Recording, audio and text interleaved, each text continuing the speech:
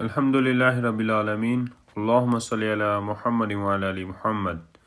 مشکات کی حدیث نمبر 125۔ رسول اللہ صلی اللہ علیہ وسلم نے فرمایا، جب مسلمان سے قبر میں اس کے رب، نبی اور دین کے بارے میں سوال کیا جائے، وہ گواہی دیتا ہے کہ اللہ کے سوا کوئی معبود برحق نہیں اور یہ کہ محمد صلی اللہ علیہ وسلم اللہ کے رسول ہیں۔ یہ کہنا اللہ کے اس فرمان کے مطابق ہے۔ اللہ ان لوگوں کو جو ایمان لاتے ہیں سچی بات پر دنیا و آخرت میں ثابت قدم رکھتا ہے۔ اور ایک اور روایت میں نبی صلی اللہ علیہ وسلم سے مروی ہے، آپ نے فرمایا، یثبت اللہ الذین آمنوا بالقول الثابت فی الحیات دنیا و فی الآخرہ۔ عذاب قبر کے بارے میں نازل ہوئی۔ پوچھا جائے گا تیرا رب کون ہے؟ تو وہ کہے گا میرا رب اللہ ہے اور میرے نبی محمد صلی اللہ علیہ وسلم ہیں۔ حدیث نمبر 126۔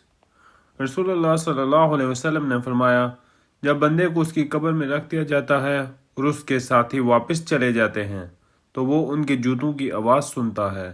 دو فرشتے اس کے پاس آتے ہیں اور اسے بٹھا کر پوچھتے ہیں، تم اس شخص کے بارے میں کیا کہا کرتے تھے جو مومن ہے؟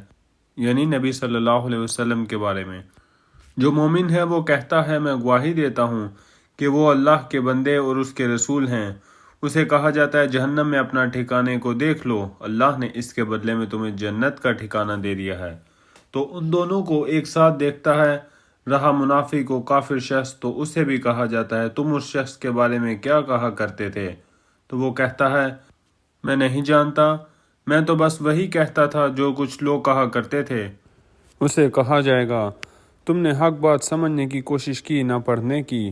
اسے لوہے کے ہتھوڑوں سے ایک ساتھ مارا جائے گا تو وہ چیختا چلاتا ہے جسے جن و انس کے سوا اس کے قریب کی ہر چیز سنتی ہے۔ جزاکم اللہ خیر۔ السلام علیکم ورحمۃ اللہ۔